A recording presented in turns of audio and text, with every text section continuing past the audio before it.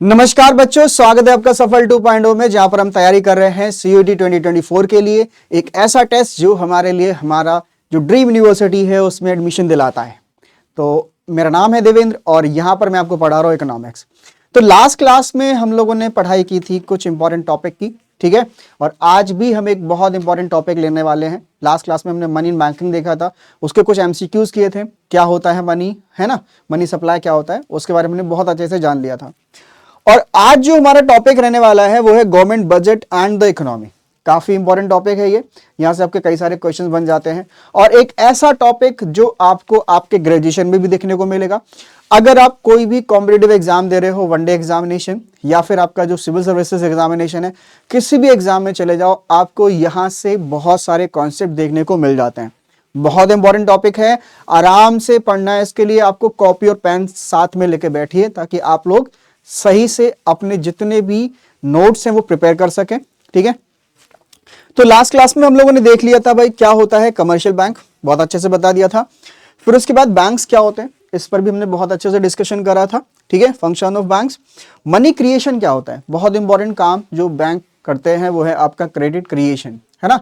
जैसे आप लोग 100 रुपए जमा करते हो तो उस 100 रुपए के जमा करने के बाद कितना और ज्यादा क्रेडिट किया जा सकता है, क्रिएट, ठीक है। तो इसके लिए कई सारे आपके कॉन्सेप्ट्स होते हैं, वो हमने अच्छे से पढ़ लिए थे लास्ट क्लास में। उसके बाद हमने एक और कॉन्सेप्ट पढ़ा था, वो था सेंट्रल बैंक्स, ठीक है। सेंट्रल बैंक्स क्या होते हैं और उसके फंक्शंस क्या होते हैं, ठीक है। और एक इंपॉर्टेंट काम जो RBI करता है हमारे देश में या फिर किसी भी कंट्री में, वो है आपका क्रेडिट कंट्रोल किस तरह से किया जाए, ठीक है। अगर मार्केट में रुपए की ज्यादा डिमांड है तो कैसे सप्लाई ऑफ मनी बढ़ाई जाए, और अगर मार्केट में सप्लाई ऑफ मनी पहले से बढ़ा हुआ है तो उसको कैसे कम किया जाए। बहुत अच्छे से समझ लिया था। अगर आपने लास्ट लेक्चर नहीं देखा है तो जाकर पहले देख लीजिए ताकि आपका जो टॉपिक है वो बहुत अच्छे से क्लियर हो जाए। और आज हमारा जो टॉपिक रहने वाला है, हम लोग क्या क्या आज कवर करने वाले हैं इस चैप्टर में। सबसे पहली चीज तो आती है कि भाई वो है आपका meaning and objectives of government budget, ठीक है। कि सबसे पहला तो आपका बजट का मतलब क्या होता है ना, और क्यों सरकार बनाती है बजट, उसका ऑब्जेक्टिव यानी कि उसका मेन एडवांटेज हमारे लिए क्या मिलने वाला है, या फिर हमारे गवर्नमेंट के लिए क्या एडवांटेज उससे मिलता है ना। फिर उसके बाद हम देखेंगे कंपोनेंट्स ऑफ बजट, ठीक है, कौन कौन से कंपोनेंट्स होते हैं।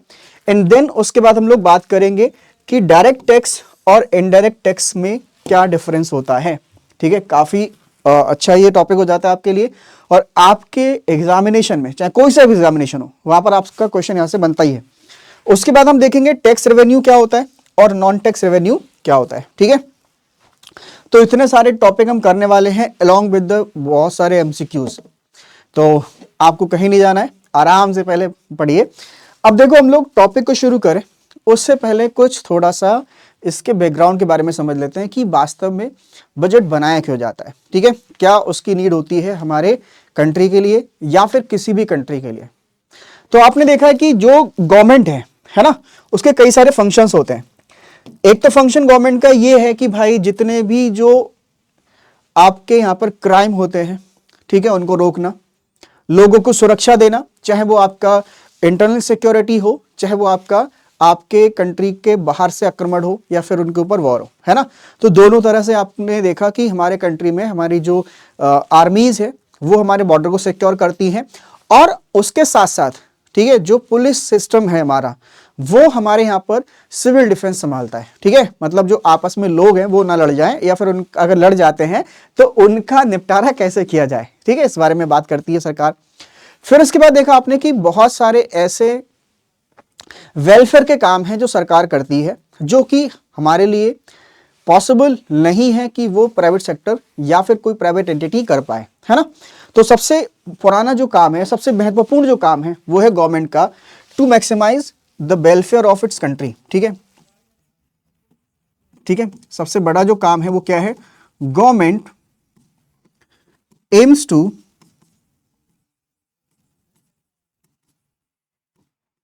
ठीक है maximise the welfare of its country, ठीक है। अब मैं बात कर रहा कि इंडिया की, मैं नहीं बात कर रहा किसी US की, ठीक है, मैं सबकी बात कर रहा हूं। जितने भी कंट्रीज आपके यहां पर हैं या फिर कहीं भी हैं, सबसे ज्यादा जरूरी काम क्या है कि गवर्नमेंट हमेशा काम करती है कि उसके कंट्री में क्या हो, वेलफेयर होना चाहिए। ठीक है, सबका कल्याण होना चाहिए। वेलफेयर का मतलब यहां किससे है, वेलफेयर का मतलब यहां भाई किससे है, कल्याण से है। अब आप एक बात बताओ कि जो वेलफेयर जब कभी भी किसी कंट्री में होगा उसके लिए किस चीज की जरूरत होगी, वेलफेयर कैसे हो सकता है ना, वेलफेयर करने के लिए क्या क्या जरूरत है हमारे लिए या हमारी सरकार के लिए। ठीक है, तो सबसे ज्यादा भाई जरूरी हो जाता है क्या, it requires a lot of, ठीक है,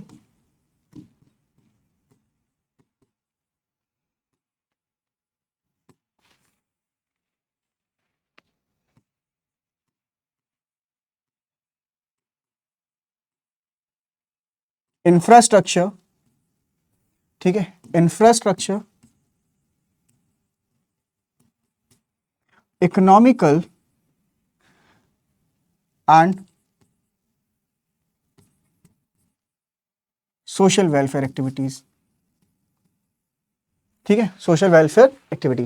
देखो अगर हम किसी भी कंट्री में वेलफेयर करना चाहते हैं या सरकार वेलफेयर करना चाहती है तो वो कैसे होगा, सबसे पहली चीज तो है कि भाई सड़कें बनवाई जाए लोगों के लिए पानी की सप्लाई हो, लोगों के पास इलेक्ट्रिसिटी हो, लोगों के पास टेलीफोन की सर्विसेज हो। ये रेस्पॉन्सिबिलिटी किसकी है, ये गवर्नमेंट की रिस्पॉन्सिबिलिटी है ना। बहुत सारे लोगों को जॉब दिया जाए, सभी के लिए जॉब हो, प्रोडक्शन आराम से हम लोग कर सकें किसी कंट्री के अंदर, और उसके साथ साथ हमारे कंट्री में बहुत सारी वेलफेयर एक्टिविटीज हो, जैसे अगर कोई अनएम्प्लॉयड है तो उसके लिए एम्प्लॉयमेंट की व्यवस्था की जानी चाहिए, अगर कोई डिसेबल्ड है तो उसके लिए भाई फिर आपके पास सर्विसेज होनी चाहिए, अगर कोई बीमार है तो उसके लिए फिर से आपके पास एक हॉस्पिटल होना चाहिए, है ना। तो ये सारे काम कौन करता है, करती है सरकार, तभी वेलफेयर हो पाएगा अगर ये सारी चीजें आपके अवेलेबल होंगी लोगों के लिए। अब एक बात बताइए कि अगर किसी कंट्री में इतना सारा काम होना है तो उसके लिए क्या चाहिए, बताइए, उसके लिए क्या चाहिए, उसके लिए भाई यहां पर चाहिए होता है क्या, ठीक है, क्या चाहिए होता है, क्या चाहिए होता है बताइए, ठीक है, रिक्वायरमेंट ऑफ ह्यूज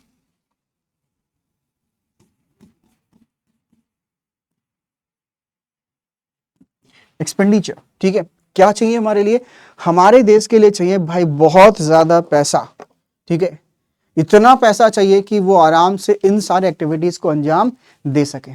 ठीक है, अब देखो यार, अगर हम बात करें अपने लिए आधार पर, अपने बेसिस पर, तो हम कभी भी जब कोई खर्चा करने जाते हैं तो उसके लिए क्या करते हैं, प्लानिंग करते हैं ना, पॉलिसी मेकिंग करते हैं। ऐसे ही जो सरकार है वो तो लाखों करोड़ रुपए में खर्चा करती है ना, एक एक स्कीम पर आपका 1-1 लाख करोड़ रुपए खर्च हो जाता है। तो फिर उसके लिए तो बहुत बड़ी प्लानिंग चाहिए, बहुत बड़े बड़े पॉलिसी मेकर्स चाहिए, तब जाकर वो इन सारे खर्चों को फाइनेंस कर पाएगी। तो इसीलिए हमारी जो गवर्नमेंट है वो क्या करती है, वो भाई यहां पर करती है, क्या करती है, proper planning and policy making. ठीक है, proper planning and policy making.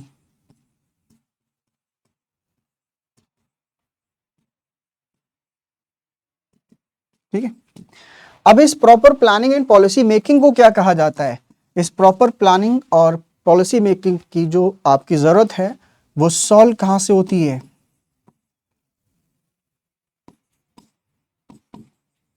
ठीक है, कहां से सॉल्व होती है, तो भाई वो सॉल्व होती है आपका किससे, बजट से।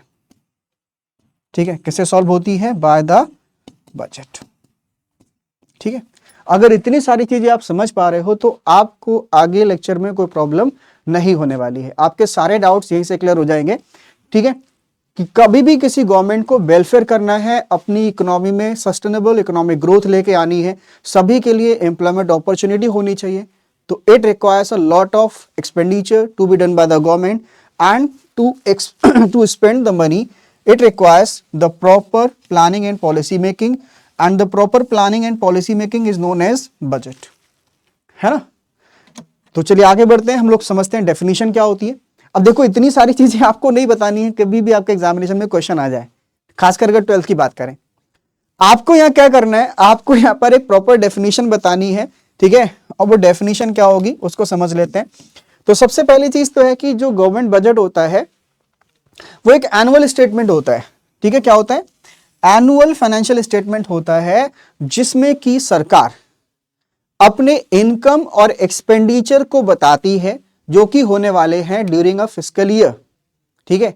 और वो जितने भी एक्सपेंडिचर होते हैं वो वास्तव में एक्चुअल एक्सपेंडिचर नहीं होते हैं। जैसे फॉर एग्जांपल हमारे घर में शादी है, मेरी बहन की शादी है और मैं शादी करना चाहता हूं उसकी बहुत धूमधाम से, है ना। तो मुझे प्रॉपर प्लानिंग करनी पड़ेगी कि भाई मुझे कितना पैसा खर्च करना है टोटल इस शादी में। अब मैंने डिसाइड कर लिया इतना पैसा खर्च करना है, फिर उसमें से मैं बताऊंगा कि भाई मैं इतना पैसा खाने में खर्च करूंगा, इतना पैसा मैं डेकोरेशन पे खर्च करूंगा, इतना पैसा मैं अपने दीदी के जो हस्बैंड होंगे उनके लिए कैश में दूंगा, इतने रुपए की ज्वेलरी खरीदी जाएगी, इतने रुपए का फर्नीचर आएगा, ये सारी चीजें होंगी ना होंगी। अब इतना सारा काम करने के लिए फिर मुझे ये भी देखना पड़ेगा कि मैं इस सारा जो काम करूंगा उसके लिए रिसोर्सेस कहां से मैं लेकर आऊंगा, है ना। How I will arrange the resources, ये भी मुझे बताना पड़ेगा, है ना। तो मैं सब क्या लेके चल रहा हूं, मैं मोटा मोटा आपका एस्टिमेशन लेके चल रहा हूं कि मेरा खर्चा इतना होने वाला है और मैं उस खर्चे को फाइनेंस करने के लिए इन इन जगह से इन सोर्सेस से पैसा लेकर आने वाला हूं, है ना। तो अगर मैं उसका एक एस्टिमेशन बना लूं पहले से ही तो शायद मेरे लिए मेरा काम करना थोड़ा सा आसान हो जाए, क्योंकि एन वक्त पर अगर मैं बोल दूं कि मुझे पैसा चाहिए और मैं पैसा पहले से अरेंजमेंट नहीं कर पाया हूं कि मुझे कहां से पैसा लाना है, तो शायद जो काम हो रहा है शादी तो हो जाएगी लेकिन उसमें शायद मेरी बेइज्जती या वो इतना स्मूथ हो सकता था उतने स्मूथ तरीके से शायद वो पूरा प्लान या फंक्शन ना हो पाए, है ना। तो ऐसे ही जो गवर्नमेंट है वो क्या प्रेजेंट करती है, एक एनुअल स्टेटमेंट प्रेजेंट करती है जिसमें कि सारे के सारे जो खर्चे होते हैं वो कैसे होते हैं, एस्टिमेशन होते हैं, ठीक है। क्या होते हैं वो, एस्टिमेशन होते हैं। किसके होते हैं, रिसीट्स एंड एक्सपेंडिचर, ठीक है, receipts and expenditure during a fiscal year, ठीक है, ड्यूरिंग अ फिस्कल ईयर। अब देखो ये एक नया वर्ड आपके लिए देखने को मिल गया कि फिस्कल ईयर। भाई फिस्कल ईयर क्या होता है, फिस्कल ईयर की बात करें तो इसका मतलब होता है इंडिया में फ्रॉम 1 अप्रैल, ठीक है, from 1 April to 31 of March, ठीक है, 31 मार्च तक का जो ड्यूरेशन होता है उसको क्या बोलते हैं हम लोग, उसको यहां पर बोलते हैं हम लोग फिस्कल ईयर, ठीक है, याद रखिएगा। दूसरी चीज बजट क्या होता है, एक फाइनेंशियल स्टेटमेंट होता है किसका, इनकम एंड एक्सपेंडिचर का, रिसीट्स एंड एक्सपेंडिचर का, और उसके साथ साथ वो क्या है, एक आपका एस्टिमेट है, ठीक है। इतनी बात आपको समझ में आ गई। दूसरी बात मैं आपको बता दूं, हमारी जो सरकार है उसमें बजट जो प्रेजेंट किया जाता है कहां पर प्रेजेंट किया जाता है बताइए, ठीक है। बजट इज प्रेजेंटेड बाय, ठीक है, ऑनरेबल फाइनेंस मिनिस्टर, ठीक है। कौन पेश करता है, फाइनेंस मिनिस्टर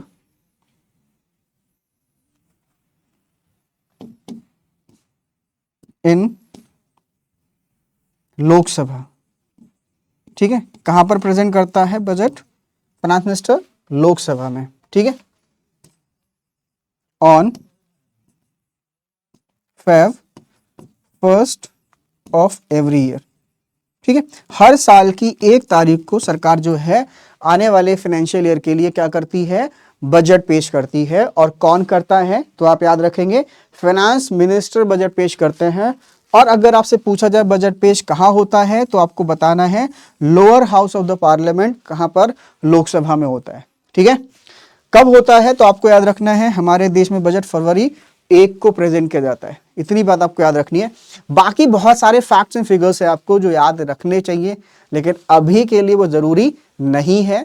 हमारे जो सिलेबस में है और हमारे एग्जाम के लिए जो रिलेवेंट है ना, वो इतना काफी है, ठीक है। लोकसभा में प्रेजेंट होता है, 1 तारीख को प्रेजेंट करते हैं और फाइनेंस मिनिस्टर हमारा ये प्रेजेंट करता है बजट, ठीक है। आगे बात करते हैं।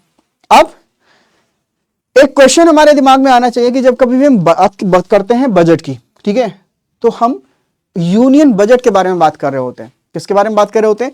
यूनियन बजट के बारे में बात कर रहे होते हैं, ठीक है। अब यूनियन बजट जो है वो किसका बजट होता है? Central government, local government, state government and election commission, किसका बजट होता है? ठीक है, तो देखो इस क्वेश्चन का सही आंसर होता है वो है आपका सेंट्रल गवर्नमेंट। ठीक है, क्या होता है वो? Central government. जब कभी भी हम अपने सब्जेक्ट में या फिर हमने सिलेबस में पढ़ाई कर रहे होंगे यूनियन बजट की, अब सिर्फ और सिर्फ बजट बोला जाएगा तो आपको वो आंख बंद करके क्या मानना है कि we are discussing about the central government. ठीक है, ना ही हम यहां पर लोकल गवर्नमेंट की बात कर रहे हैं, ना ही हम यहां पर लोकल गवर्नमेंट की बात करें, ना ही हम स्टेट गवर्नमेंट की बात करें, ना ही हम इलेक्शन कमीशन की बात कर रहे हैं। ठीक है भाई, आगे समझ। अगली बात देखते हैं। अब एक बहुत बड़ा क्वेश्चन आ जाता है आपके दिमाग में, या फिर आना भी चाहिए, कि हम लोग बजट बनाते क्यों है, उसके पीछे क्या रीजन है। ठीक है, क्या लॉजिक लगाया जाता है बजट के पीछे, क्यों बनाना चाहिए बजट। तो हर काम करने के पीछे आपका एक ऑब्जेक्टिव होता है, उद्देश्य होता है। अगर आप सीयूटी का एग्जाम दे रहे हो तो इसका उद्देश्य क्या है? इसका उद्देश्य आपका केवल एग्जाम देना नहीं है, इसका ऑब्जेक्टिव है कि आपको एडमिशन मिलना चाहिए जो भी आपकी यूनिवर्सिटी जिसमें आप एडमिशन लेना चाहते हो उधर, है ना। तो ऐसे ही जब हम बात करते हैं ऑब्जेक्टिव्स ऑफ बजट की, तो उसमें सबसे पहला जो ऑब्जेक्टिव आता है वो आता है आपका रीएलोकेशन ऑफ रिसोर्सेस। ठीक है, क्या आता है वो? Reallocation of resources. ठीक है, अब देखो क्या है ये भाई, सबके पास बहुत पैसा है, सबके पास बहुत पैसा है। अब वो जो पैसा है उसका हम लोग कैसे यूज करेंगे, है ना। सरकार उसको कैसे काम में लाएगी जिससे सब लोगों को क्या हो? वेलफेयर हो। ठीक है, सबके लिए रिसोर्सेज अवेलेबल हो। ये काम कैसे किया जाएगा? तो वो है आपका यहां पर रीएलोकेशन ऑफ रिसोर्सेज। ठीक है, government aims to reallocate resources in accordance with the economic, that is profit maximisation and social priorities of the country. ठीक है, सरकार के पास जो रिसोर्सेज हैं, सरकार क्या करती है? उसको रीएलोकेट करती है। ठीक है, जिससे कि सभी लोगों को क्या होना चाहिए? उसमें इकोनॉमिक प्रॉफिट भी होना चाहिए एंड सोशल प्रॉफिट भी होना चाहिए। ठीक है, जहां पर उनका क्या हो? वेलफेयर हो। अब देखो ये कैसे होता है। ठीक है, सबसे पहली चीज तो ये है कि जो सरकार है, ठीक है, वो लगाती है क्या? ठीक है, क्या लगाती है वो? ठीक है, टैक्स कंसेशंस देती है। ठीक है, टैक्स कंसेशंस देती है। ठीक है, सरकार सब्सिडीज देती है। अब देखो इससे मतलब क्या है कि जब कभी भी सरकार टैक्स कंसेशंस देती है, सब्सिडीज देती है, तो इससे सबसे ज्यादा फायदा कैसे होता है? जैसे अभी आपने देखा होगा कि हमारे यहाँ पर जब कोविड आया तो कोविड के दौरान सभी इकोनॉमिक एक्टिविटीज बंद हो गई।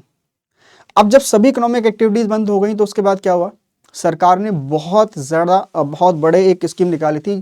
ठीक है, गरीब कल्याण योजना एंड आत्मनिर्भर भारत पैकेज। उसमें सरकार ने क्या किया? एक स्कीम निकाली, PLI, production linked incentive scheme. इसका काम सिर्फ इतना था कि भाई जो भी सेक्टर जहां पर हम लोग इंपोर्ट करते हैं दूसरे कंट्री से अपनी जरूरतों को पूरा करने के लिए, वो सारा सामान अगर हमारे इंडिया में बनता है, ठीक है, और हमारा डिपेंडेंस दूसरे कंट्री पर कम होता है, तो हम क्या करेंगे? हम वहां पर आपकी मदद करेंगे, है ना। तो सरकार क्या करती है? टैक्स कंसेशंस देती है बहुत सारे कंट्रीज, बहुत सारे प्रोड्यूसर्स के लिए। उसके अलावा कई बार आपने देखा होगा सब्सिडीज दी जाती है अलग अलग तरीका की। जैसे आपने देखा होगा एलपीजी है ना, एलपीजी पर सरकार आपके लिए सब्सिडी देती है। अगर आप किसान हैं तो आपके लिए सरकार क्या करती है? फर्टिलाइजर्स पर सब्सिडी देती है। और भी बहुत सारे काम है जहां पर, जैसे आपने केसीसी लोन लिया है तो सरकार वहां पर आपको सब्सिडी देती है 3% इंटरेस्ट की, है ना। तो ये क्या है? इससे सरकार चाहती है कि क्या हो? टैक्स का जो आपके रिसोर्सेस हैं उसका रीएलोकेशन हो, वो आराम से हर जगह पर यूज हो सके। ठीक है, उनका जहां पर जरूरत है वहां पर इस्तेमाल किया जा सके। ठीक है, आई होप आपको इतनी बात समझ में आ गई होगी। अब दूसरा देखो, ठीक है,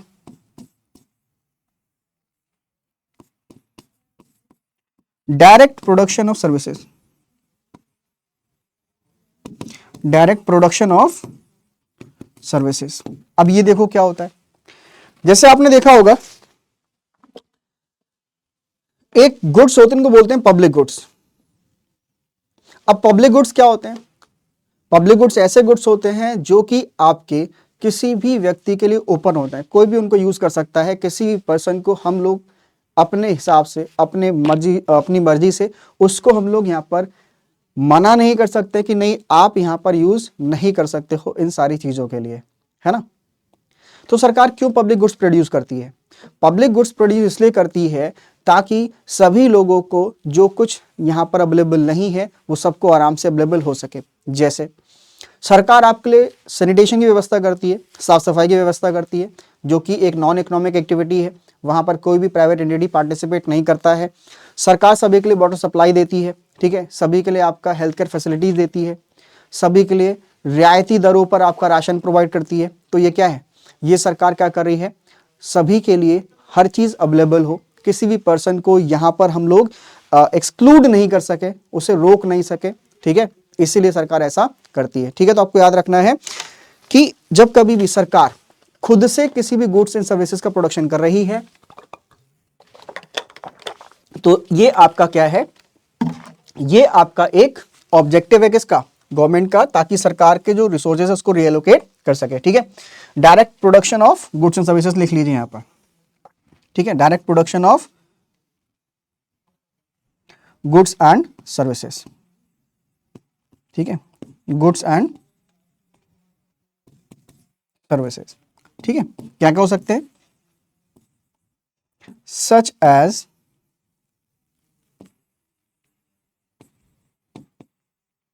ठीक है, इंफ्रास्ट्रक्चर छोड़िए, रोक लीजिए, रोड रेलवेज, वाटर सप्लाई, ठीक है, वाटर सप्लाई, सैनिटेशन, है ना, सिविल डिफेंस। तो ये सारी चीजें आपको आराम से देखने को मिल जाएंगी। ठीक है, आर्मी वगैरह भी स्टैब्लिश करती है। अब यहां पर एक कॉन्सेप्ट मैंने आपको बताया, पब्लिक गुड्स, ठीक है, पब्लिक गुड्स क्या होते हैं, ठीक है, तो आपको याद रखना है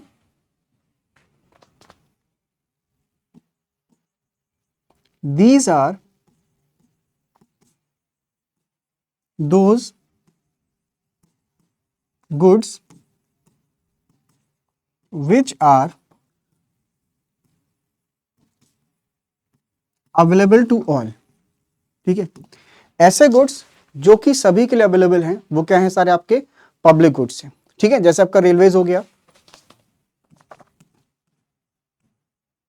ठीक है, सच एज पार्क हो गया, ठीक है, रेलवेज हो गया,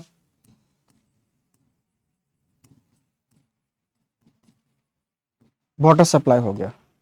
ठीक है, अब इनका एक फीचर याद आपको रखना है कि ये क्या होते हैं, नॉन एक्सक्लूडेबल होते हैं।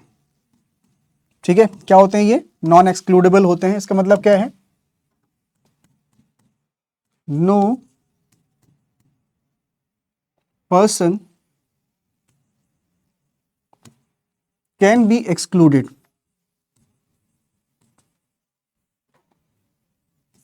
excluded from the consumption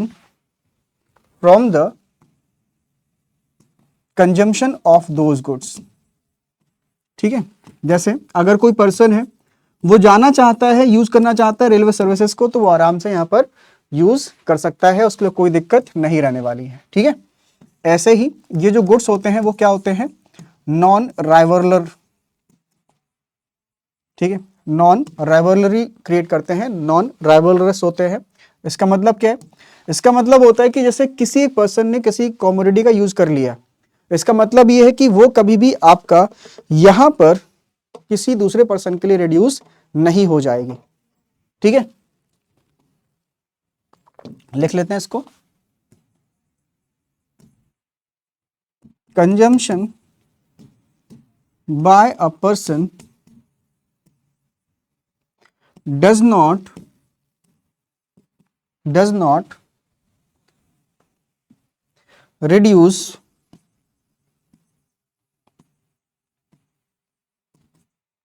availability to other,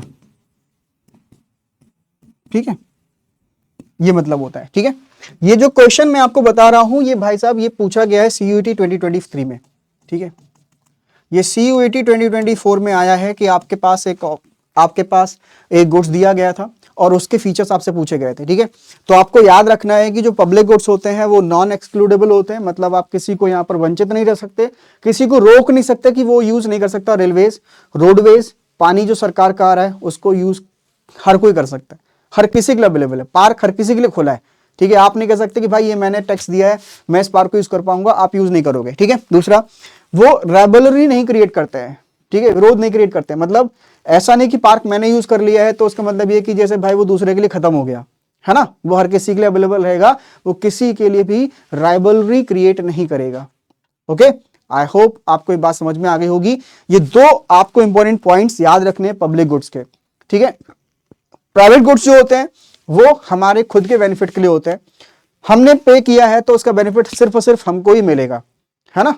अगर हमने उनका यूज कर लिया तो दूसरा उनका यूज नहीं कर पाएगा, क्योंकि उनका पैसा हमने ही दिया है, हमने ही उसके लिए पे किया है। आगे बढ़ते हैं। अगला जो मेजर ऑब्जेक्टिव है गवर्नमेंट का वो है reducing inequalities in income and wealth.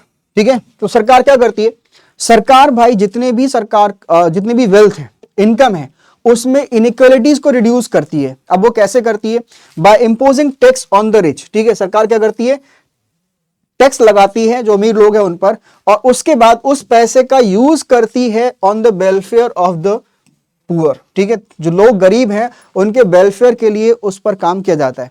ठीक है, इससे क्या होगा कि जो रिसोर्सेज हैं वो पुअर की तरफ जा रही हैं from the rich entities of the country.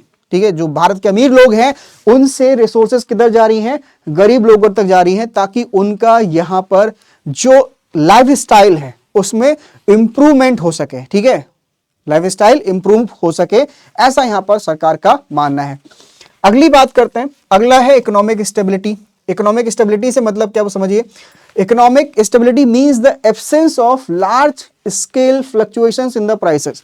ठीक है, कभी आपने देखा होगा टमाटर बहुत तेजी से बढ़ जाता है, कभी प्याज बहुत तेजी से बढ़ जाता है, कभी गेहूं के दाम बहुत तेजी से बढ़ जाते हैं, कभी कभी ऐसा होता है कि भाई हमारे देश में खाद नहीं मिलती है लोगों के लिए, किसान लाइन लगा के खड़े जाते हैं, एक एक महीना हो जाता है सरकार उनको खाद प्रोवाइड नहीं कर पाती।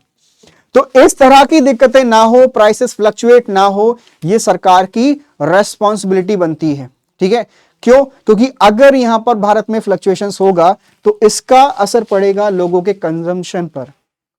ठीक है, लोगों का कंजम्पशन अगर बिगड़ेगा तो फिर सीधी सी बात है मार्केट में इनस्टेबिलिटी आएगी, है ना, और ये बिल्कुल भी नहीं आनी चाहिए। अगर मार्केट में इन्फ्लेशन आता है, याद रखिएगा, अगर मार्केट में इन्फ्लेशन आता है तो उस समय जो आपकी सरकार है और जो रिजर्व बैंक ऑफ इंडिया है तो उस समय क्या करता है, सप्लाई ऑफ मनी रिड्यूस होती है। सप्लाई ऑफ मनी या मनी सप्लाई जो होती है उसको क्या किया जाता है, supply of money is reduced. ठीक है, कम की जाती है ताकि मार्केट में प्राइसेस जो है वो अनाप शनाप ना बढ़े। अब अगर कभी भी किसी इकोनॉमी में डिप्रेशन आता है ना, डिप्रेशन मतलब जहां पर प्राइसेस आपके गिर रहे हो। ठीक है, अगर प्राइसेस गिरेंगे तो सीधी सी बात है जो प्रोड्यूसर है इसको नुकसान होगा, प्रोडक्शन कम होगा, इसका मतलब है प्रोडक्शन कम होगा तो एम्प्लॉयमेंट कम आएगा। तो अगर ऐसा होगा तो मार्केट फिर आपकी फ्लक्चुएट होगी, मार्केट में इकोनॉमिक ग्रोथ नीचे चली जाएगी। ठीक है, तो उस समय क्या किया जाएगा, supply of money, supply of money is increased. Supply of money क्या होगी, इंक्रीज की जाएगी। ठीक है, चाहे वो आपका सरकार कर सकती है, ठीक है, अगर सरकार के कंट्रोल में है, अदरवाइज उस पर कौन ध्यान देता है, रिजर्व बैंक ऑफ इंडिया या आरबीआई। अगला जो हमारे पास आता है इंपॉर्टेंट ऑब्जेक्टिव वो है आपका management of public sector enterprises. अब देखो क्या होता है, जब हमारा देश आजाद हुआ तो उस आजादी के बाद सबसे ज्यादा जो जरूरत थी वो थी इंडस्ट्रियल सेक्टर को बढ़ाने की। अब इंडस्ट्रियल सेक्टर में देखा जाए तो हमारे पास पैसा नहीं है ना, तो डिमांड नहीं आएगी, और डिमांड नहीं आएगी तो कोई भी एंटिटी, कोई भी इंडिविजुअल उस सेक्टर में इन्वेस्टमेंट नहीं करेगा जहां से लोगों को क्या हो, नुकसान हो। ठीक है, हमेशा प्राइवेट एंटिटी उस जगह में इन्वेस्टमेंट करता है जहां पर उसे पता है कि मेरे प्रोडक्ट की डिमांड यहां पर आने वाली है। दूसरी बात, लोगों के पास पैसा भी होना चाहिए। तो ना तो हमारे लोगों के पास कंजम्पशन पावर थी कि हम लोग डिमांड क्रिएट कर सके मार्केट में, ना ही लोगों के पास इतना पैसा है कि लार्ज स्केल पर आपका कोई भी प्रोड्यूसर बन सके। तो उस समय जो सरकार है उसने फैसला लिया कि हम करेंगे एस्टेब्लिश ऐसे एंटरप्राइजेस जो कि हमारे देश के लिए जरूरी है ना। तो ऐसे एंटरप्राइजेस जहां पर आपकी सरकार मेजॉरिटी स्टेक होल्डर है, उसको क्या बोलते हैं, पब्लिक सेक्टर एंटरप्राइजेस या फिर पब्लिक सेक्टर अंडरटेकिंग्स। अब वो बैंक हो सकते हैं, कोई इंडस्ट्रियल एंटिटी हो सकती है, इंडस्ट्रियल यूनिट हो सकता है, ठीक है। तो उन इंडस्ट्रीज का मैनेजमेंट भी कौन करता है, सरकार करती है, ठीक है। चाहे नया कोई एंटिटी बनाना हो, चाहे वो आपका कोई भी पुराना खत्म करना हो। जैसे फॉर एग्जांपल आपने देखा हमारे यहाँ पर एक कॉन्सेप्ट चलता है यूपीआई का, है ना, बहुत अच्छी फैसिलिटी है। उस फैसिलिटी को कौन देखता है, NPCI, national payment corporation of India, जो कि नॉन प्रॉफिट एजेंसी है। मतलब वो कभी भी अपने जो काम कर रही है उससे प्रॉफिट अर्न नहीं करती। आपने देखा होगा यूपीआई फ्री ऑफ कॉस्ट है इंडिया में, उसका कोई चार्ज नहीं हमें देना पड़ता, हम चाहे जितनी बार भी पेमेंट करें। तो इससे मतलब क्या बनता है भाई, वहां से प्रॉफिट नहीं आएगा तो क्या होगा, अगर यहां पर कोई प्राइवेट एंटिटी होती तो भाई वो तो काम नहीं कर पाती, लेकिन फिर भी सरकार काम कर रही है ना। सरकार ने कई सारे अपने इंडस्ट्रीज लगा रखे हैं जहां पर फर्टिलाइजर्स को प्रोड्यूस किया जाता है, इफको बहुत बड़ा नाम होगा, आपने सुना होगा, है ना। ऐसे बहुत सारे सरकार के वेंचर्स हैं जहां पर सरकार काम कर रही है, जैसे वेल हो गया, गेल हो गया, सेल हो गया, है ना, ओएनजीसी हो गया। तो उन एंटरप्राइजेस का मैनेजमेंट करने के लिए क्या चाहिए, रिसोर्सेस, ठीक है, जिससे कि सभी का वेलफेयर हो सके। तो वहां पर फंड्स को यूज करा जाएगा गवर्नमेंट के द्वारा। फिर आता है इकोनॉमिक ग्रोथ। अब देखो, अभी आपने देखा कि हमारे गवर्नमेंट ने जो डेटा रिलीज किया इकोनॉमिक ग्रोथ को लेकर, वो हमारा क्या था कि second quarter of the fiscal year 24 हमारी इकोनॉमिक ग्रोथ रही 7.6%, है ना। और इस हिसाब से फर्स्ट क्वार्टर और सेकेंड क्वार्टर को जोड़ दिया जाए तो हमारी इकोनॉमिक ग्रोथ आती है 7.7%, जो कि इस समय जितनी भी मेजर इकोनॉमीज है सब में सबसे ज्यादा है ना। सबसे तेजी से आगे बढ़ने वाली जो इकोनॉमी है वो है भारत, दैट इज इंडिया। अब ये कैसे आ रही है, ये आ रही है आपका इंफ्रास्ट्रक्चरल इन्वेस्टमेंट से, है ना। तो सरकार को चाहिए कि भाई हमारे देश में क्या होना चाहिए, इकोनॉमिक ग्रोथ आना चाहिए। अब इससे क्या होगा, इससे ही हमारे देश में प्रोडक्शन बढ़ेगा, गुड्स एंड सर्विसेज ज्यादा प्रोड्यूस हो रहे होंगे, तभी तो इकोनॉमिक ग्रोथ आ रही है। अब ज्यादा इकोनॉमिक ग्रोथ आएगी तो भाई सीधा सा मतलब हो जाता है कि हमारे कंट्री में ज्यादा एम्प्लॉयमेंट क्रिएट होगा, लोगों की कंजम्पशन पावर बढ़ेगी, है ना। और जब कंजम्पशन बढ़ेगा तो एक पर्सन का कंजम्पशन दूसरे पर्सन के लिए क्या बन जाता है, इनकम, है ना। तो जितने ज्यादा हाथों से मनी रोटेट होगी, ठीक है, घूमेगी, उतना ही ज्यादा मार्केट में फ्लो ऑफ मनी बढ़ेगा, और ये क्या लेकर आएगा, इकोनॉमिक ग्रोथ लेकर आएगा। अरे बात समझ। तो इकोनॉमिक ग्रोथ से मतलब होता है sustainable increase in the real GDP, ठीक है। जीडीपी में क्या होना चाहिए आपका, ठीक है, जीडीपी में क्या होना चाहिए भाई, इंक्रीज होना चाहिए, और वो भी कैसा होना चाहिए, ऐसा जो लगातार हो। ऐसा नहीं कि एक फाइनेंशियल ईयर में हम बहुत तेजी से आगे बढ़ गए, नेक्स्ट मंथ मलहाम से गिर पड़े, ऐसा नहीं होना चाहिए। अगर ऐसा हो रहा है तो वो गलत हो जाएगा, ठीक है भाई, ठीक है। इससे क्या होता है कि हमारे कंट्री में क्या बढ़ता है, हमारे कंट्री में production of goods and services बढ़ता है, और इसी से फिर मार्केट में क्या जनरेट होता है, मार्केट में भाई जनरेट होता है आपका डिमांड, ठीक है। मार्केट में क्या जनरेट होती है, आपकी डिमांड बढ़ती है, ठीक है। डिमांड क्या होगी, बढ़ेगी गुड्स एंड सर्विसेज की, और उसके साथ साथ क्या बढ़ेगा भाई, एम्प्लॉयमेंट बढ़ेगा, ठीक है। प्रोडक्शन ज्यादा होगा, ठीक है, प्रोडक्शन ज्यादा होगा तो भाई सीधी सी बात है, प्रोडक्शन तभी तो ज्यादा होगा जब लोग हायर ज्यादा हो रहे होंगे, है ना। अब इससे क्या बढ़ेगा, जो हमारे कंपनीज हैं उनका प्रॉफिट भी तो बढ़ेगा, ठीक है। प्रॉफिट बढ़ेगा तो हमारे यहां पर भाई जो कंपनीज हैं वो क्या करेंगी, फर्दर इन्वेस्टमेंट भी करेंगी, है ना। लार्ज स्केल इन्वेस्टमेंट भी करा जाएगा अपने फैक्ट्रीज को, अपने इन यूनिट्स को एक्सपैंड करने के लिए। आ रही बात समझ। तो ये सारी चीजें आपको यहां पर देखकर चल रही है कि क्या होता है इकोनॉमिक ग्रोथ से हमारे कंट्री को फायदा। रिड्यूसिंग रीजनल डिस्पैरिटीज, अब देखो इसका मतलब क्या है। आपने देखा होगा एक जगह है फार ईस्ट, ठीक है, रशिया में आती है, वो बहुत दूर है आपके रशिया के कैपिटल से। ऐसे ही हमारे जो देश की राजनीति है, ठीक है। अब मैं देखो किसी भी गवर्नमेंट के फेवर में या फिर अगेंस्ट में नहीं बोल रहा हूं, मैं बस एक फैक्ट आपको बता रहा हूं कि अर्लियर जो गवर्नमेंट थी उन्होंने जो हमारे हिली रीजन्स थे उन पर बहुत ज्यादा ध्यान नहीं दिया, चाहे वो वहां के लोगों के वेलफेयर की बात हो, चाहे वो वहां के इंफ्रास्ट्रक्चर की बात हो, है ना। अब वो कोई भी बहुत सारे रीजन हो सकते हैं, ठीक है। एक रीजन तो बड़ा ये भी हो सकता है या है कि वहां से हमको वोट शेयर कम आता है ना।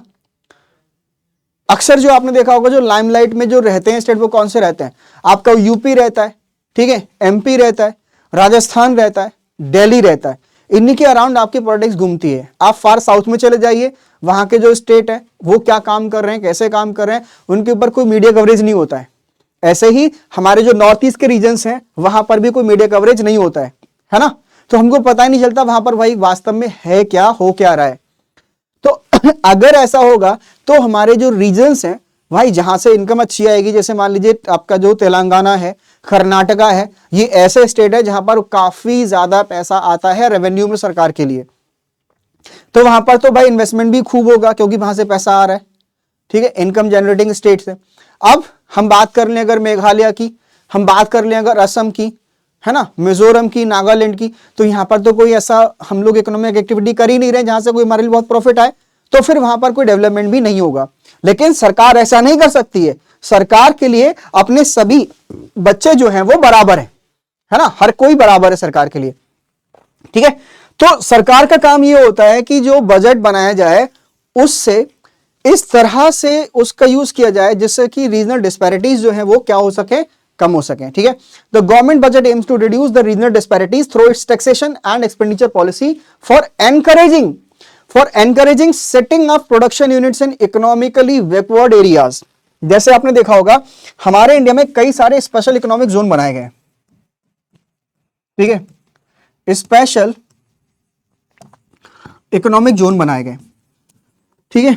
अब यहां पर इसका फायदा क्या होता है कि अगर स्पेशल इकोनॉमिक जोन में आप कोई इंडस्ट्री लगाते हो तो आपको टैक्स में कंसेशन मिलता है, आपको वहां पर 24/7 सप्लाई मिलती है इलेक्ट्रिसिटी की, आपको वहां पर लैंड एक्विजिशन नहीं करना पड़ता, आपको ऑलरेडी लैंड मिलती है, बस आप जाके पैसा दीजिए, अपना इंडस्ट्रियल यूनिट सेट कीजिए और उसका प्रोडक्शन स्टार्ट कर दीजिए, ठीक है। बाकी सारा काम कौन देख लेगा, गवर्नमेंट देख लेगी, ठीक है।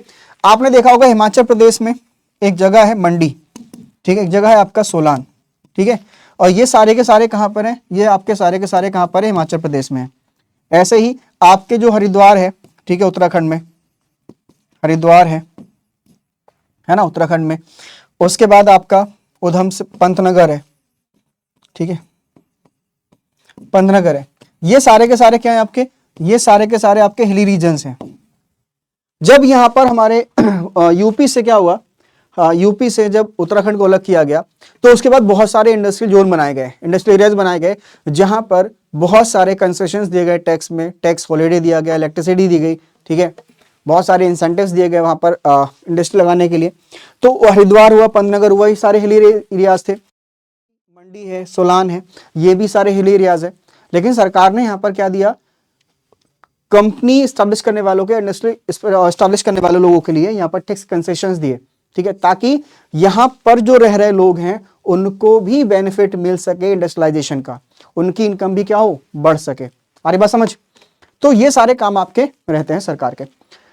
एम्प्लॉयमेंट जनरेशन सरकार करती है, क्यों, क्योंकि अगर एम्प्लॉयमेंट नहीं होगा तो उसके बाद भाई हमारे देश में परचेजिंग पावर नहीं क्रिएट होगी, कंजम्पशन कहाँ से होगा, है ना। जब लोगों के पास इनकम आएगी तभी तो वो स्पेंडिंग करेंगे और उसी से ही फिर इकोनॉमी चलती है। तो ये सारे आपके हो गए क्या, ये हो गए आपके भाई यहाँ पर ऑब्जेक्टिव्स। आई होप आपको ऑब्जेक्टिव सारे समझ में आ गए होंगे। फटाफट इस क्वेश्चन का जवाब दे दीजिए, which one of the following is not an objective of the government budget? reallocation of resources, economic stability, increasing regional disparities, economic growth। तो भाई अभी अभी अभी अभी हमने पढ़ा कि जो गवर्नमेंट है उसका काम होता है रीजनल डिस्पैरिटीज को कम करना, ना कि उन्हें बढ़ाना। अभी बताया था, ठीक है, सीयूईटी का क्वेश्चन है ये, ठीक है, सीयूईटी का क्वेश्चन है, आपको याद रखना है ये। अब भाई यहां पर आपको याद रखना है कि भाई reallocation of resources, economic stability and economic growth, all these are the objectives of the government budget, but increasing regional disparities is not the objective of the government budget. Instead it is reducing regional disparities. I hope आपको बात समझ में आ गई होगी। आगे बढ़ते हैं, बात करते हैं components of budget refer to the structure of the following two main components of the budget. ठीक है, कंपोनेंट ऑफ बजट क्या होता है? सबसे पहला होता है रेवेन्यू बजट। रेवेन्यू बजट में क्या होता है कि एक ऐसा बजट जहां पर सरकार अपने रेवेन्यू एक्सपेंडिचर और रेवेन्यू रिसीट्स की बात करती है। ठीक है, आगे बात समझ, जहां पर सरकार एक्सप्लेन करती है कि हमारा रेवेन्यू कहां से जनरेट होगा and how we are going to utilise these revenues या फिर दीज रिसोर्सेस। ठीक है, वो क्या है? आपका रेवेन्यू बजट है। ठीक है, दूसरा कैपिटल बजट क्या है? Capital budget deals with the capital aspect of the government budget and it consist of capital receipts and capital expenditure. I hope आपको बात समझ में नहीं आई होगी अभी। ठीक है, मेरे भी नहीं आएगी। अभी इस पर और क्लैरिटी ले लेते हैं, तभी आपको बात समझ में आ जाएगी। ठीक है, तो देखो सरकार के पास या किसी भी व्यक्ति के पास दो तरह के, आप एक एस्पेक्ट समझिए, एक होता है रेवेन्यू, एक होता है कैपिटल, है ना। तो जब कभी भी हम लोग कैपिटल एक्सपेंडिचर की बात करते हैं तो हम ऐसा पैसा खर्च कर रहे हैं जहां से हमारे एसेट्स क्रिएट हो रहे हो, है ना। जैसे फॉर एग्जांपल आप मार्केट जाते हो, मार्केट जाने के बाद आपने क्या लिया, वहां से एक सोने की चेन ली, तो आपका वो एक एसेट क्रिएट हो गया, है ना। और एक आपने भाई जूते पे पॉलिश करा ली, खर्चा तो वो भी हुआ, लेकिन जूते पॉलिश कराने से आपके एसेट्स में कोई इंक्रीमेंट नहीं हुआ, है ना, लेकिन खर्चा तो वो भी है। आपने वहां पर भाई मोमोज खाए, ठीक है, तो जो मोमोज खाए वहां से आपके कोई एसेट्स नहीं इंक्रीज हुए, तो ये क्या है? ये आपका रेवेन्यू एक्सपेंडिचर है। तो जो कोई भी आपका बजट या बजट का वो पार्ट जो आपके लिए या आपको ऐसी इंफॉर्मेशन देता है कि सरकार अपना रेवेन्यू कहां से लाती है और कहां पर खर्च करती है, उसको क्या बोलते हैं? Revenue budget. और सरकार कैपिटल कहां से लाती है, पूंजी कहां से लाती है और कहां पर उसको खर्च करती है, वो क्या है आपका? वो हो गया कैपिटल बजट। ठीक है, अब देखो एक स्ट्रक्चर आपके सामने है, एक फ्लो चार्ट है, इसको आराम से पहले देखिए। अगर ये आपको समझ में आ गया तो आपको पूरा क्रक्स समझ में आ जाएगा कि भाई बजट वास्तव में क्या कहना चाहता है। तो सबसे पहला तो आता है भाई रेवेन्यू रिसीट्स। ठीक है, बजट में सबसे पहला क्या आता है आपका? Revenue receipts. ठीक है, ठीक है, फिर आता है आपका कैपिटल रिसीट्स। ठीक है, बजट के दो तरह के रिसीट्स होते हैं, एक होता है रेवेन्यू रिसीट्स और दूसरा होता है आपका कैपिटल रिसीट्स, सरकार की इनकम। ठीक है, अब ऐसी इनकम जो सरकार के लिए, ठीक है, मैं लिख दे रहा हूं ऐसी सरकार के लिए, ऐसी इनकम जो सरकार के लिए लायबिलिटीज नहीं क्रिएट कर रही हो। ठीक है, लायबिलिटीज नहीं क्रिएट कर रही हो, ठीक है, ना ही सरकार के असेट्स में कमी ला रही हो। ठीक है, असेट्स में रिडक्शन नहीं ला रही हो।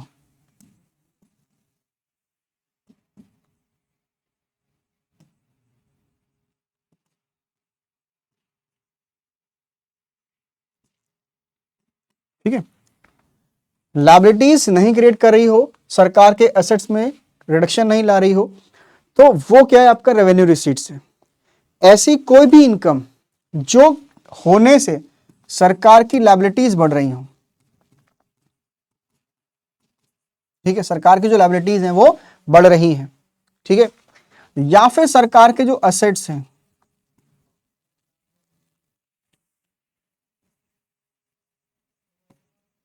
वो कम हो रहे हैं। ठीक है, सरकार के जो असेट्स हैं वो कम हो रहे हैं। ठीक है, तो वो क्या है? वो आपका यहां पर हो जाएगा कैपिटल रिसीट्स। ठीक है, अब देखो कैसे रेवेन्यू रिसीट्स आपके दो तरीके के होते हैं, एक होता है टैक्स रेवेन्यू, एक होता है नॉन टैक्स रेवेन्यू। ठीक है, टैक्स रेवेन्यू आपका दो तरह से आता है, डायरेक्ट टैक्स और दूसरा आता है इनडायरेक्ट टैक्स। ठीक है, अभी क्या होता है बहुत अच्छे से विस्तार से जान लेंगे। ठीक है, आगे चिंता मत करिए। नॉन टैक्स रेवेन्यू क्या होता है? जो पैसा टैक्सों के अलावा आया हो, जैसे प्रॉफिट से, जैसे सरकार के पास एसबीआई है, सरकार का ओएनजीसी है, भेल है, गेल है, हिंदुस्तान एरोनॉटिक्स लिमिटेड है। ये सारे जो ऑर्गेनाइजेशंस हैं ये सरकार को प्रॉफिट एंड डिविडेंड देते हैं क्योंकि ये काम कर रहे हैं। अगला, सरकार बहुत सारे कंट्री से लोन देती है, वहां से सरकार को इंटरेस्ट भी मिलता है, या फिर सरकार स्टेट के लिए लोन देती है, वहां से सरकार को इंटरेस्ट मिलता है। सरकार काम करने के बदले आपसे बहुत सारे फीस लेती है। ठीक है, आपको नया वेंचर लगाना चाहते हो, जैसे फॉर एग्जांपल आप एफएसएसएआई का लाइसेंस लेना चाहते हो, आप आर्म्स का लाइसेंस लेना चाहते हो, ठीक है, तो आपके लिए फिर फीस देनी पड़ेगी। अगर आप भाई टाइम पर अपना टैक्स नहीं पे करते तो आपको फाइन देना पड़ता है। आप चोरी करते पकड़े गए, आपको पेनल्टी देनी पड़ती है। ये क्या है? इनकम है। एस्चीट्स क्या होते हैं? ऐसा पैसा या ऐसी प्रॉपर्टी जिसका क्लेम सरकार कर सकती है। क्यों? क्योंकि उसका कोई लीगल हायर नहीं है। जैसे मैं हूं, मेरी डेथ हो जाए और मेरा जो प्रॉपर्टी है उसको देखने वाला कोई ना हो, कोई भी उसका लीगल हायर ना हो, ठीक है, लीगली मैंने किसी के लिए अपनी बिल साइन करके नहीं दी, मतलब वसीयत नहीं करके दी है, ठीक है, तो सरकार इसको क्लेम करेगी। उसको क्या बोलते हैं? एस्चीट्स बोलते हैं। सरकार को बहुत सारे गिफ्ट और ग्रांट मिलते हैं। जैसे आपने देखा होगा अभी जब हमारे पास कोविड, हमारे यहाँ पर जो कोविड आया, तो कोविड आने पर क्या हुआ, बहुत सारे कंट्रीज ने इंडिया के लिए डोनेशन दिया। बहुत सारे जो इंडस्ट्रियल हाउसेस हैं, कॉर्पोरेट्स हैं, उन्होंने इंडिया के लिए या इंडियन गवर्नमेंट के लिए डोनेशन दिया है ना, तो वो किस में आ जाएगा? ग्रांट्स में आ जाएगा या फिर गिफ्ट्स में आ जाएगा। फोर फीचर्स, मतलब जब्ती हो जाती है। जैसे आपने देखा अभी काला धन हो जाता है बहुत सारा जमा, सरकार क्या करती है? छापा मारती है, ईडी इनकम टैक्स वाले छापा मारते हैं, और उसके बाद क्या होता है? उसके बाद भाई साहब आपकी जो प्रॉपर्टी है वो सीज कर दी जाती है, गवर्नमेंट उसको अपने अंडर में ले लेती है। आइदर आप वो बता दो सोर्स ऑफ इनकम क्या है, otherwise you are not going to have this money, ठीक है। एंड स्पेशल असेसमेंट से भी जो पैसा आता है वो किस में जाएगा? नॉन टैक्स रेवेन्यू में जाएगा। सारी बात समझ?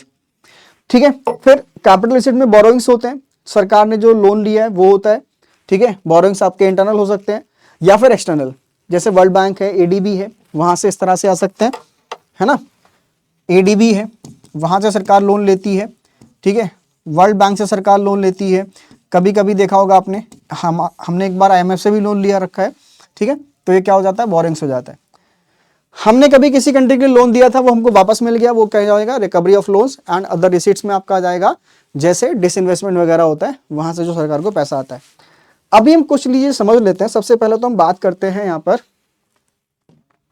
ठीक है, बात करते हैं हम लोग रेवेन्यू रिसीट्स पर, ठीक है। रेवेन्यू रिसीट्स क्या होते हैं? रेवेन्यू रिसीट्स क्या होते हैं? ठीक है, those receipts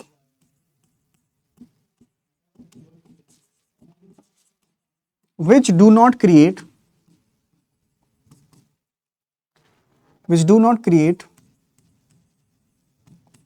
liabilities to the government, मतलब सरकार को वापस नहीं देना है liabilities to the government।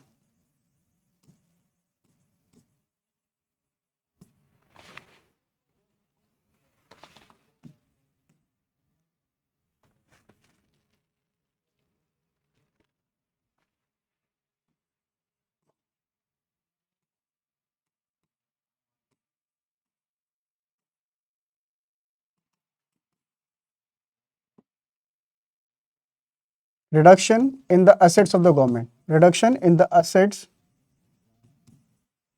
of the government, ठीक है। जो सरकार है उसके जो असेट्स हैं उसमें भी कोई डिक्रीज नहीं देखने को मिलता है, ठीक है। अब ये दो तरीके से आ सकते हैं। एक तो हो सकता है आपका टैक्स रेवेन्यू, ठीक है, एक हो सकता है आपका टैक्स रेवेन्यू, ठीक है। जो पैसा टैक्स से आता है वो टैक्स रेवेन्यू कहलाता है, और उसके अलावा दूसरा होता है आपके पास नॉन टैक्स रेवेन्यू, ठीक है। एक होता है आपके पास टैक्स और दूसरा क्या होता है? नॉन टैक्स रेवेन्यू, ठीक है।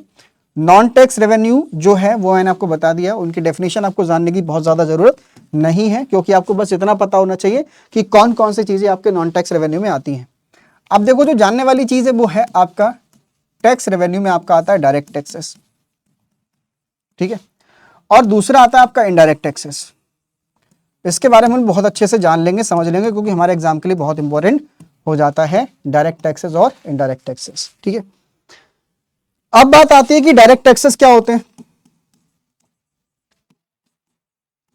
ठीक है। थोड़ा सा रुकिए और थोड़ा सा समझिए कि डायरेक्ट टैक्स क्या होते हैं।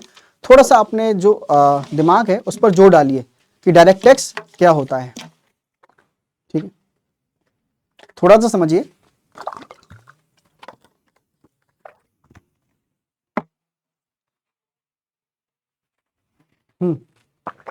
जान लिया? देखो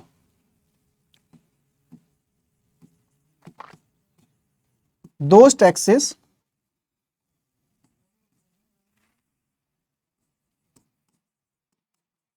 which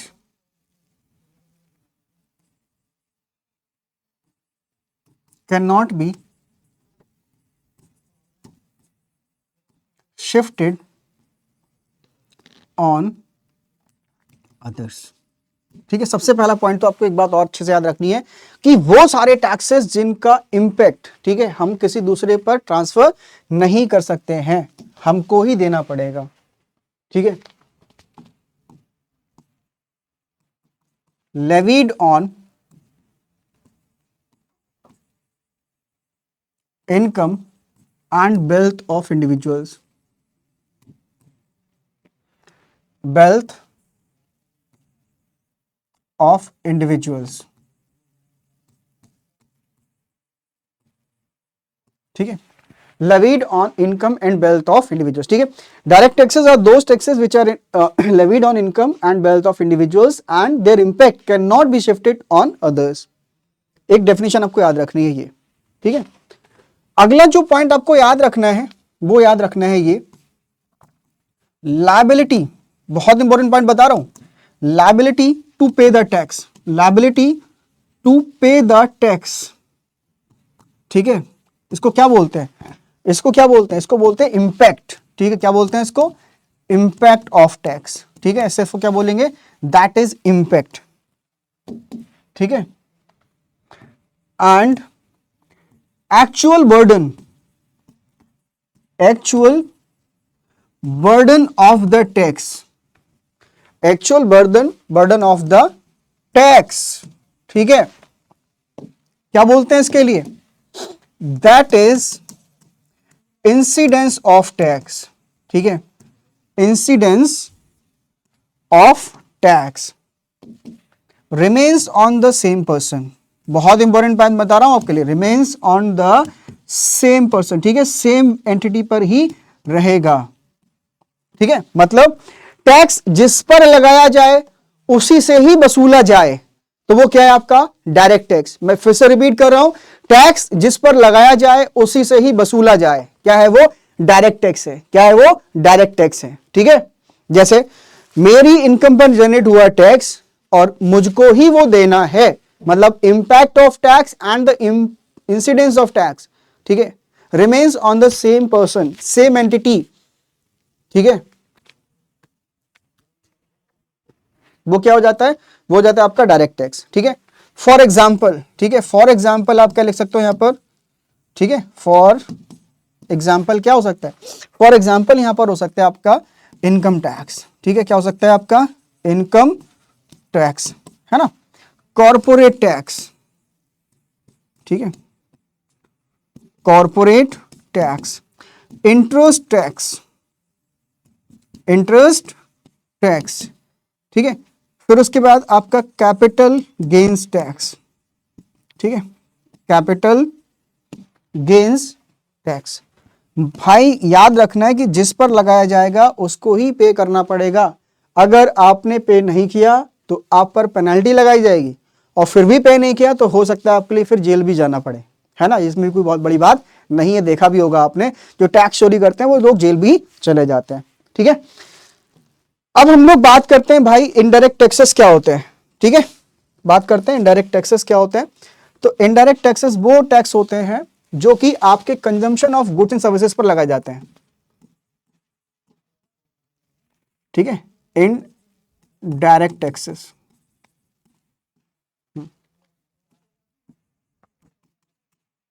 levied on consumption of goods and services, consumption of goods and services. ठीक है, गुड्स एंड सर्विसेज के कंजम्पशन पर लगाए जाते हैं। दूसरी बात आपको याद रखनी है भाई, वो ये है द इंसिडेंस एंड, ठीक है, impact and incidence, impact and incidence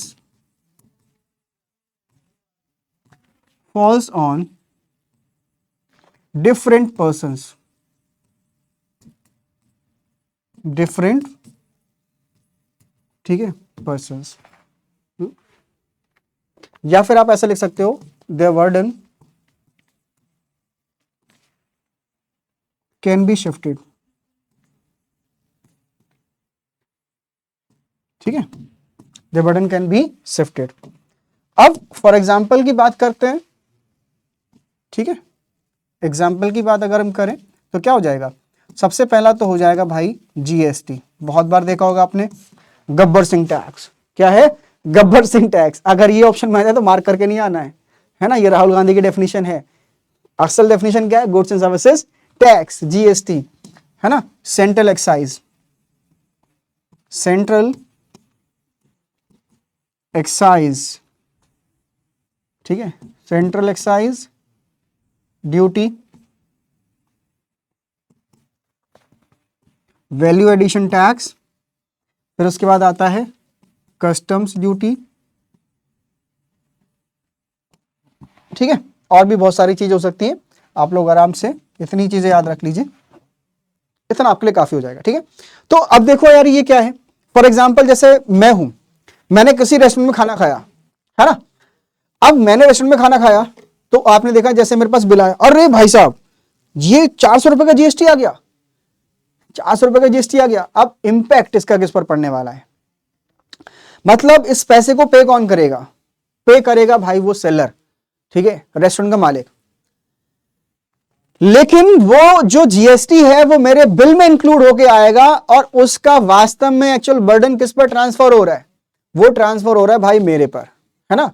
मुझे वो उस पर जो जो उसका कॉस्ट है फूड का वो तो देना ही देना है, अलॉन्ग विद द जीएसटी भी मुझे पे करना है, दोनों चीजें पे करनी है, फूड का कॉस्ट और उसके अलावा भाई जीएसटी भी मुझे यहां पर पे करना पड़ेगा। अरे बस समझ। तो यहां क्या है कि अगर मैं कभी भी रेस्टोरेंट में खाना नहीं खाऊं तो फिर मेरे लिए भाई उस पर लगने वाला जीएसटी कभी भी नहीं देना पड़ेगा, मैं उसको अवॉइड कर सकता हूं, है ना, मैं नहीं देता। मैं जिंदगी भर कभी भी कोई भी ओटीटी प्लेटफॉर्म नहीं यूज करूंगा तो उसके सब्सक्रिप्शन पर लगने वाला जो जीएसटी है वो मुझे नहीं देना पड़ेगा, है ना। मैं कभी भी सिगरेट नहीं पीऊंगा, ठीक है, मैं कभी भी कोई भी किसी तरह का लिकर, ठीक है, यानी कि शराब नहीं पीऊंगा तो उस पर लगने वाला सेंट्रल एक्साइज मुझे कभी देना नहीं पड़ेगा, कोई जीएसटी मुझे देना नहीं पड़ेगा, है ना। मैं पेट्रोल नहीं यूज करूं तो मुझे कोई वैट नहीं देना पड़ेगा, मैं अवॉइड कर सकता हूं जितना चाहूं, है ना, तो बर्डन को मैं शिफ्ट कर सकता हूं, ठीक है। इसीलिए ये जो टैक्सेस होते हैं वो आपके रिग्रेसिव होते हैं, ठीक है, प्रोपोर्शन होते हैं, प्रोपोर्शनेट टैक्स होते हैं, ठीक है, ये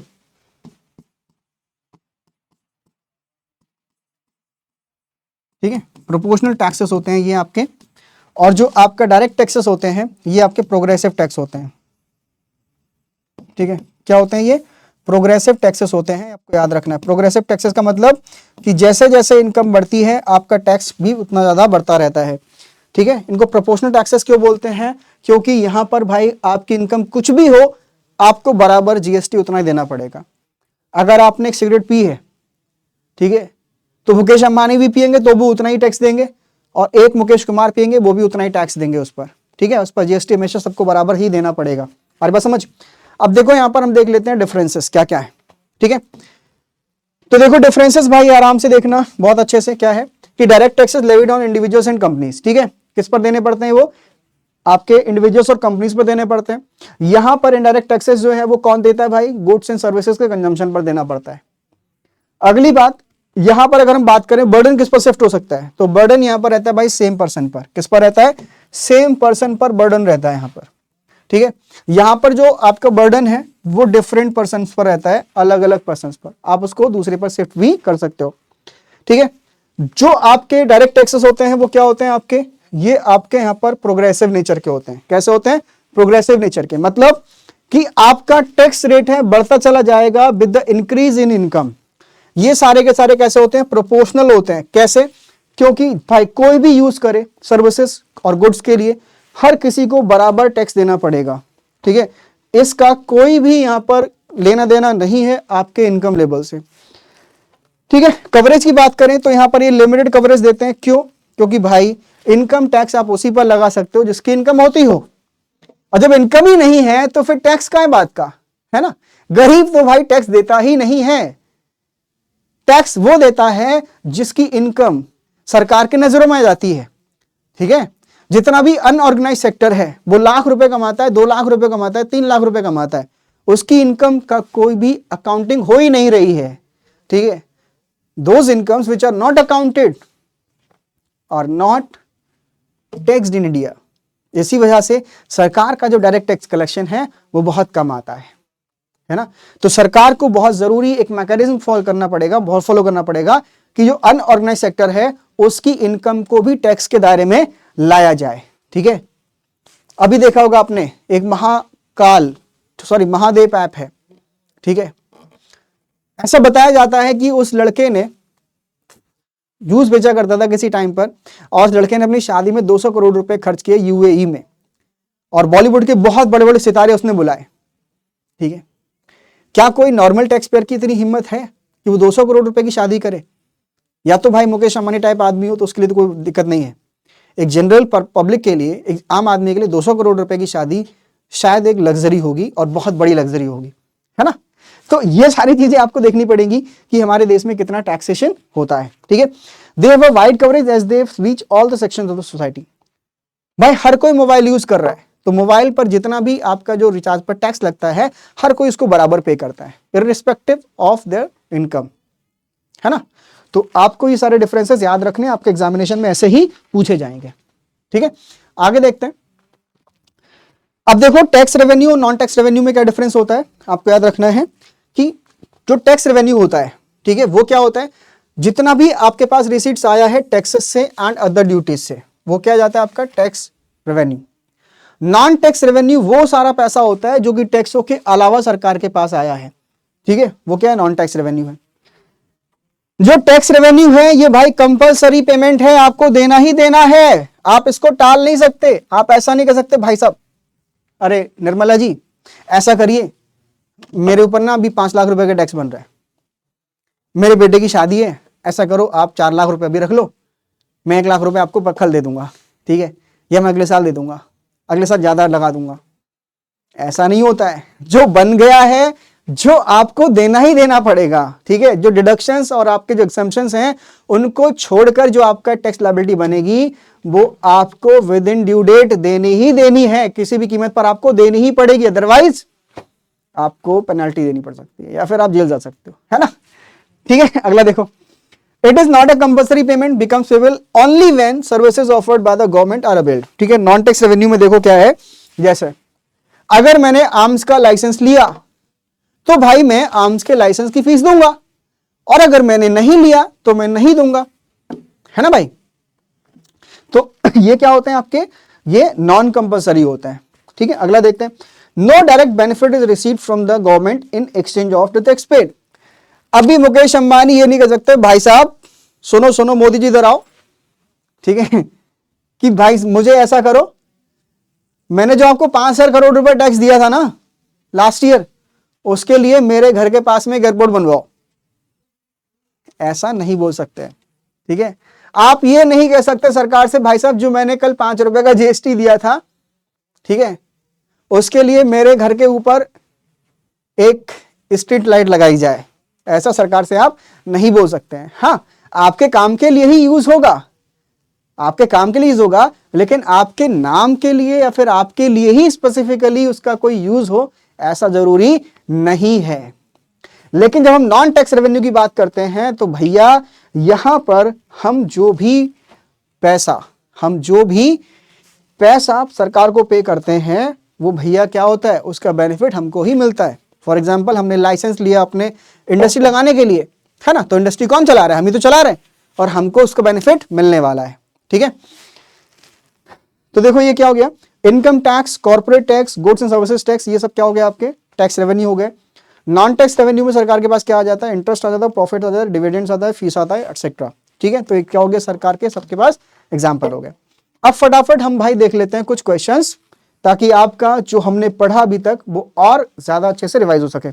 interest income is a part of non tax revenue, revenue receipts, ठीक है, both A and B, neither A and B.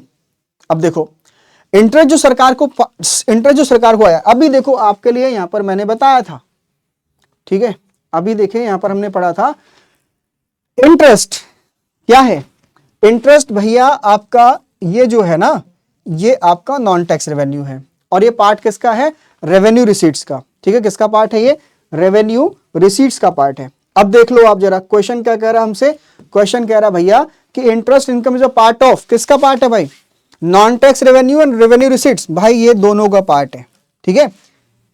अगर हम बात करें, ठीक है, स्पेसिफिकली तो ये नॉन टैक्स रेवेन्यू है, और बाकी अगर हम बात करें कंसोलिडेट इनकम का, तो ये पार्ट किसका रहेगा, रेवेन्यू रिसीट्स का, ठीक है, दोनों का पार्ट हो जाता है। विच of the following condition satisfy the concept of revenue receipts, अभी बताया था, फिर से बता रहा हूं कि भैया ऐसा कोई भी सरकार का सोर्स ऑफ इनकम, ठीक है, ऐसी कोई भी इनकम जो सरकार के लिए कोई भी लायबिलिटी क्रिएट नहीं कर रही है, कोई भी लायबिलिटी क्रिएट नहीं कर रही है, ना ही सरकार के किसी एसेट्स में कोई रिडक्शन ला रही है, वो क्या है, वो भैया आपके लिए रेवेन्यू रिसीट्स है, या फिर गवर्नमेंट के लिए रेवेन्यू रिसीट्स है, ठीक है। तो ये क्या हो जाएगा, ये भाई हो जाएगा बोथ ए एंड बी, ठीक है, बोथ ए एंड बी, ये सही आंसर हो जाएगा इसका, ठीक है। जैसे टैक्सेस हैं, टैक्सेस से ना तो सरकार अपनी कोई प्रॉपर्टी बेच के पैसा लेकर आ रही है, और ना ही वहां पर कोई लायबिलिटी क्रिएट हो रही है, ठीक है। अगला देखो, fees of the government college in revenue receipts, ठीक है, तो जो फीस आई है सरकार को वो रेवेन्यू रिसीट्स होगी, क्यों, it creates liability to the government, भैया ऐसा नहीं वापस करना होगा, तो ये तो नहीं होगा। It neither creates any liability nor reduce any assets of the government, ये हो सकता है। It neither creates an asset, ठीक है, nor reduce the liability of the government, ठीक है, ये ना तो क्रिएट कर रहा है एसेट के लिए, ना ही रिड्यूस कर रहा है लायबिलिटी के लिए, ठीक है। तो ये एक्सपेंडिचर की बात हो रही है, इनकम की तो बात ही नहीं हो रही है। It increases assets in the government, ये नहीं होगा, ये भी नहीं होगा, तो भैया सही आंसर क्या हो जाएगा B, it neither creates any liability nor reduces any assets of the government, ठीक है। तो यानी कि बी ऑप्शन इस क्वेश्चन का सही आंसर हो जाता है। अब फटाफट अगला क्वेश्चन देखते हैं, एक बढ़िया सा क्वेश्चन, ठीक है। अब देखो भाई बताओ, इसमें से बताना आपको indirect tax from the following options. Indirect tax क्या होगा, corporate tax, income tax, GST, capital gain tax, ठीक है। तो भैया देखो इसमें से कॉर्पोरेट टैक्स तो हो जाता है यार डायरेक्ट टैक्स, इनकम टैक्स भी हो जाता है क्या, direct tax, capital gains tax भी हो जाता है डायरेक्ट टैक्स। तो भैया सही आंसर क्या हो जाता है, सही आंसर हो जाता है जीएसटी। क्या हो जाता है, जीएसटी। जीएसटी क्या है भाई, यहां पर सही आंसर होगा इस क्वेश्चन का।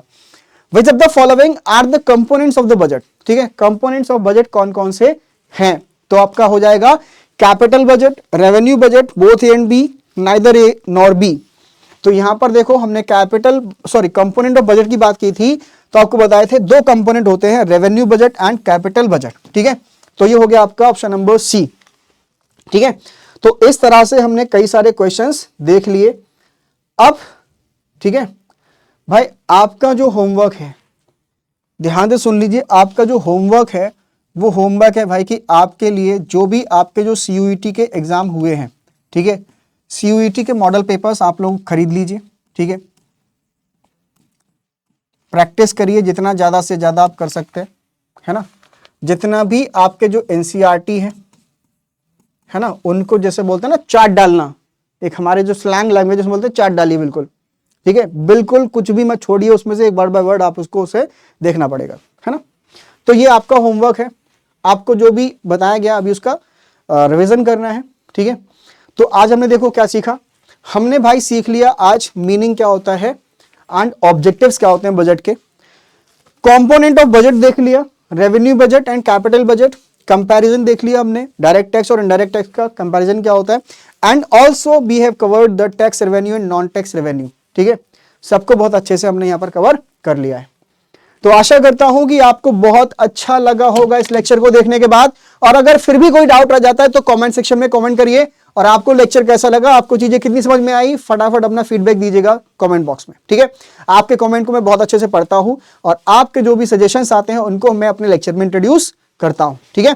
तो आई होप आपकी पढ़ाई बहुत अच्छी चल रही होगी, और तब तक आप लोग पढ़ते रहिए बहुत अच्छे से, ताकि आपका जो एडमिशन है आपके ड्रीम यूनिवर्सिटी में हो सके, ठीक है। तो फिर मुलाकात होगी आपसे एक नए टॉपिक के साथ में, जहां पर हम लोग इसी चैप्टर को कंटिन्यू कर रहे होंगे। तब तक के लिए goodbye, thank you and bye bye.